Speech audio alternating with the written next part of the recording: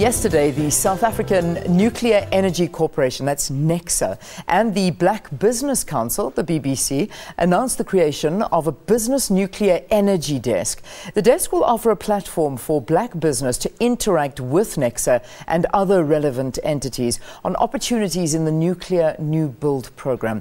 To tell us more about this, we are joined in studio by the CEO of the Black Business Council, Mohale Ralebitso. So nice to see you. Welcome to the program. Thank you for having us on. It's an absolute pleasure. So we see that there's a partnership happening between the BBC and Necsa. Tell me a little bit more about it.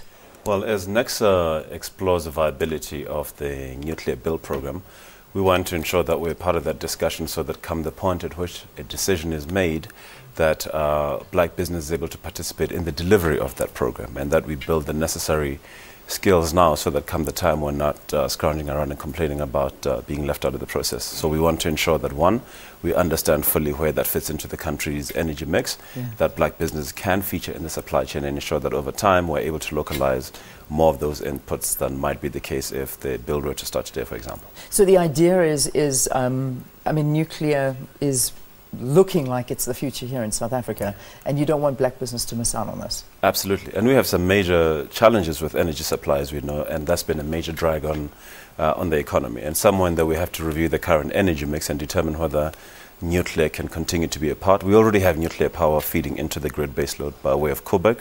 We have the Safari 1 medical reactor, which is doing a number of wonderful things in that space and saving lives. So we have to ensure that we understand where nuclear is going to fit into the mix and be part of the conversation about where to next. Yeah. Let's talk about the desk that's being set up, this business nuclear energy desk. How is it going to work and facilitate these different partnerships that can arise? Well, there's a number of discussions that have to be had around, one, how is this going to be financed? Can some of our players participate in the financing of the program? And in that, we're also going to get to the specifics of what's the extent of nuclear in the mix. How are we going to ensure that through nuclear and other means we reduce our carbon emissions? Because we have some very serious commitments to attend to as a country about reducing carbon emissions. Nuclear can play a part in that. Equally, other green energies can be fed into the mix. So we're going to be having all of those conversations about what does the mix look like, what are the opportunities to localize, what are the opportunities for black business, what skills do we need, how do we fund those skills, and everything else that we're going to need to be part of that delivery exercise. Remind us what the nuclear new build program actually is. Well, there's some interesting things that commit us to having nuclear somewhere in the region of about 23% of the energy complement that we have in South Africa by 2030. But again, all of these things are mapped out scenarios. We have to go, or rather, we have to allow Necsa to go into market to understand what would it actually cost to build. For example, Necsa have quoted an interesting stat that says that whereas we have a figure of $1 trillion that's being thrown around, the truth is closer to somewhere to 400 billion. So we have to understand all of those issues. And also we have to say, well, if that plant is built, the cost at a point in time versus cost over the useful lifespan of those assets, and what that means in terms of our ability to diversify our energy mix. From your understanding, what are some of these mega projects that are in the pipeline? And I can imagine this would have a direct influence on job creation, employment, and the economy at large. Oh, without a doubt. I mean, all of us are talking about the need to reindustrialize South Africa, and we all understand the importance of energy to that. And one of our primary sectors, being mining, has been uncompetitive for a period of time because of high energy costs.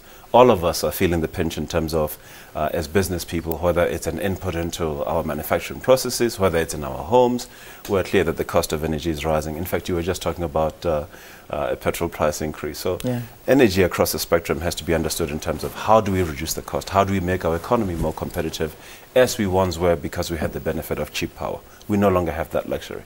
So we have to ensure that as we reindustrialize, part of that reindustrialization has to be that we do so competitively so that we're able to create and sustain jobs. Do you not think at one point that there's going to be a risk of being accused of monopolizing this industry that should be open to all, and opportunities should be there for everybody to apply, and not necessarily just black business and Necsa?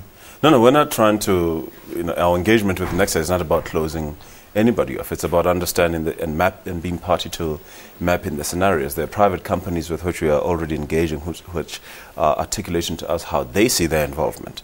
And we want to be, part and parcel of whatever happens, and remember that even if we say black business is in discussion with Necsa, it doesn't mean that come the point at which the decision is made to say, here's what the bill plan looks like, that quote-unquote black business is going to be able to access those opportunities ahead of all other business. There'll be a proper process, the specifics of which will not come from ourselves, but Necsa and the relevant authorities will attend to that. We just want to make sure that we have an early enough understanding of what's going to happen so we can position our players. And critically, ensure that through that exercise, we're able to build a more competitive economy that creates more jobs.